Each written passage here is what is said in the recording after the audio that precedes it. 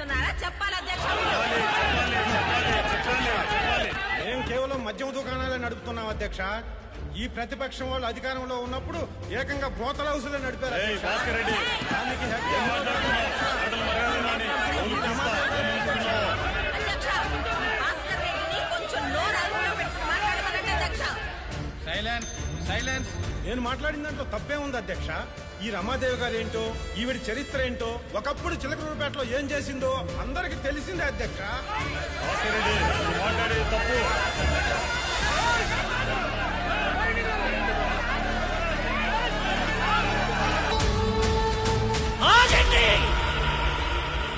ఇది శాసనసభ లేకపోతే కురుసభ?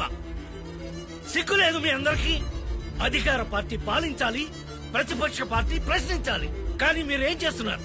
ఇందుకేనా ప్రజలందరూ మిమ్మల్ని గెలిపించి ఇక్కడికి పంపించింది?